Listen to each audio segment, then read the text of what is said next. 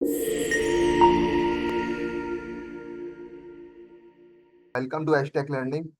आज का जो टॉपिक है हमारा वो टाइप एलियस है। टाइप एलियस टाइप स्क्रिप्ट में क्या होता है? टाइप एलियस जो है टाइप को डिफाइन करने का एक वे है ताकि हम उसको रीयूज कर सकें अगर हमें उस टाइप को किसी और वेरिएबल में या किसी और फंक्शन में या किसी और ऑब्जेक्ट के लिए उसे यूज करना हो। तो टाइप हम एक बार बना लेते हैं और उसको हम यूज कर सकते हैं। जिस तरीके से हम एक वेरिएबल बना लेते हैं, वेरिएबल क्यों बनाते हैं? ताकि उसको हम रीयूज कर सकें कहीं और भी।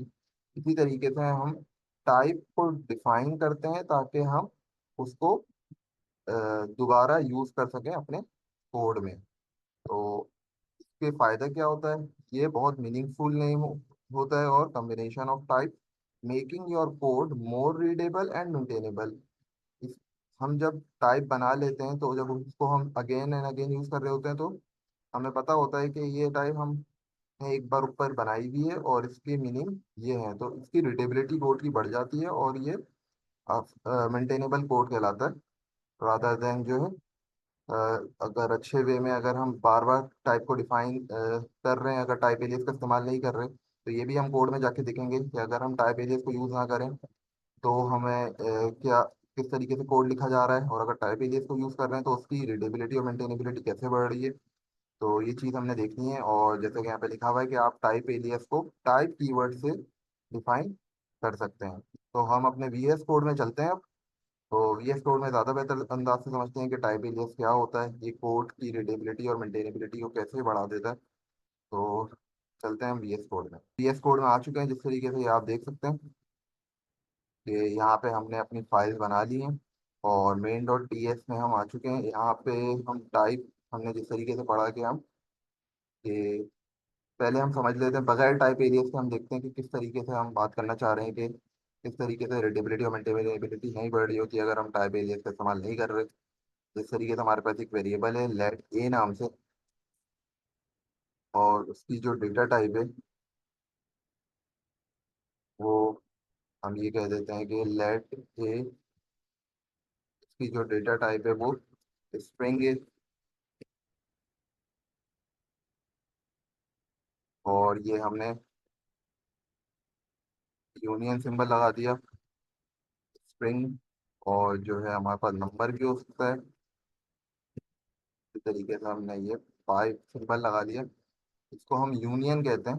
जो हमने ये पाइप सिंबल लगाया है, तो ये यूनियन क्या कह रहा होता है कि ए में या तो स्ट्रिंग भी आ सकता है या तो नंबर भी आ सकता है। इसी तरीके से हमारे पास या बूलियन हम ले लेते हैं। तो ये हमने एक डिफाइन कर दिया एक वेरिएबल को। इसी तरीके से मैं कह रहा हूँ लेट बी, हमारे पास एक और वेरिएबल है। अब मैं कह रहा हूँ कि उसकी भी सेम डेटा टाइप है। तो बी में भी ये तीन डेटा टाइप आ सकते हैं, control C, control C, control B. इसी तरीके से हमारे पास एक और वेरिएबल है लेट सी, और उसकी डेटा टाइप भी हमारे पास ये तीन नंबर आ सकते हैं। कि हमने क्या कहा कि ए में हमारे पास स्ट्रिंग भी आ सकता है, नंबर भी आ सकता है, बूलियन भी आ सकता है। जब मैं डिफाइन करने लगूंगा इसको कि लेट या ए इज इक्वल टू इनिशियलाइज, अब हम करने जा रहे हैं इनिशियलाइज को। तो जब मैं यहाँ पे हैश टैग लिख रहा हूँ तो ये आने दे रहा है। क्यों आने दे रहा है? क्योंकि हमने बोला हुआ है कि स्ट्रिंग आ सकता है ए में। इस तरीके से ए में हमने कहा कि नंबर भी आ सकता है। इस तरीके से ए में कहा हमने बूलियन वैल्यूज भी आ सकती हैं। तो ये आने दे रहा है। तो इसी तरीके से हम जो है बी में कह सकते हैं, सी में कह सकते हैं। लेकिन ये कोड को राइट करने का बेटर वे नहीं है, क्योंकि हमें टाइप जो है यहाँ पे हमें बार बार डिफाइन करनी पड़ रही है। हमने देखा यहाँ पे कि सेम टाइप को हमने अगेन एंड अगेन यूज करा, तो कि हम टाइप एलियास का इस्तेमाल करें और उस टाइप को हम बना लें और उसको अगेन एंड अगेन यूज करते रहें। इस तरीके से यहाँ पे हमने टाइप का कीवर्ड इस्तेमाल कर लिया, और जो है वैल्यूज नाम से हमने वैल्यूज नाम से हमने एक जो है टाइप एलियस को डिफाइन कर दिया। अब टाइप एलियस को हमने डिफाइन कर दिया, तो अब जो है हम बता सकते हैं कि उसके अंदर क्या आएगा।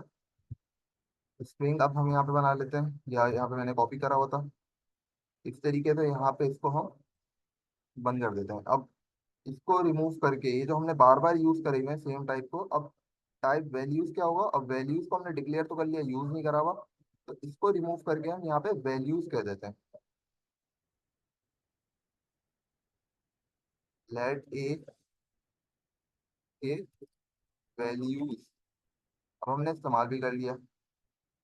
तो ये हमारे पास बेटर वे इस तरीके से होगा कि अब हम कोड को जो है, टाइप को हम अलग अलग बार बार लिखना नहीं पड़ रहा, हमने एक टाइप को डिफाइन कर दिया, अब उसको हम कोड में बार बार यूज कर रहे हैं। इससे कोड की क्या होगी, रीडेबिलिटी बढ़ जाएगी और कोड मेंटेनेबल कहलाएगा आपका। तो ये बेटर वे है कोड को राइट करने का। तो यहाँ पे अब आप देख सकते हैं कि यहाँ पे हमने एक बार टाइप बना ली है और उसको फिर अगेन एंड अगेन यूज कर लिया है। इसी तरीके से अब हम फंक्शन पर भी डिफाइन कर सकते हैं टाइप एरियाज को। इस तरीके से फंक्शन हमने ले लिया कीवर्ड, इस तरीके से एक हेलो नाम से हम फंक्शन बना लेते हैं। हेलो नाम से हमने फंक्शन बना लिया। इसी तरीके से यहाँ पे कंसोल डॉट लॉग करवा दिया हमने। Dot log, console dot log में हमने दो पैरामीटर दे दिए, ए कॉमा बी, और यहाँ पे हमने बता दिया कि जो है ये दो पैरामीटर की एक्सपेक्ट कर रहा है। और इसकी डेटा टाइप हम डिफाइन कर लेते हैं। अगर हम इन दोनों की अलग अलग करें, डेटा टाइप स्ट्रिंग, तरीके से यहाँ पे हम बताएं बूलियन, इस तरीके से अगर हम यहाँ पे बताएं नंबर, तो ये एक हमारे पास अच्छा वे नहीं है कोड को राइट करने का। तो हम इसको यहाँ पे कॉपी करते हैं, कंट्रोल सी, और यहाँ पे हम पेस्ट कर देते हैं। इसी तरीके से यहाँ से हम रिमूव करते हैं ये। यहाँ पे हम यूज कर लेते हैं क्या, ये वैल्यूज, तरीके से बी में हम यूज कर लेते हैं वैल्यूज। ये यहाँ पे हमें पता चल गया है कि हमारे पास जो है, जो ए पैरामीटर हम एक्सपेक्ट कर रहे हैं, वो उसकी जो डेटा टाइप होगी या तो स्ट्रिंग होगी, बूलियन होगा, या तो नंबर होगा। अब इसमें फंक्शन तो हमने बना लिया, फंक्शन को कॉल भी करा लेते हैं। फंक्शन का नाम क्या है, हेलो। इस तरीके से मैं ए की कोई भी वैल्यू दे सकता हूँ। ए में क्या दे सकता हूँ, ए में मैं नंबर भी दे सकता हूँ। तो मैं मिसाल के तौर पे 10 में लिख देता हूँ, इस तरीके से कॉमा। और बी में हम स्ट्रिंग भी दे सकते हैं, स्ट्रिंग में हम हाउ आर यू लिख देते हैं, हाउ आर यू। तो इसको अब हम कॉल कराते हैं। यहाँ पे जाके हम जो T S C and and node main dot JS, तो यहाँ पे आप देख सकते हैं कि यहाँ पे हमने टाइप एलियस को इस्तेमाल करते हुए जो है कोड को प्रिंट करवा लिया है कि, तो टाइप एलियस क्या कर रहा होता है, टाइप एलियस एक वे है टाइप को डिफाइन करने का, ताकि हमारे कोड की रीडेबिलिटी और मेंटेनेबिलिटी बढ़ जाए। So that's all from the today's lecture. Thank you.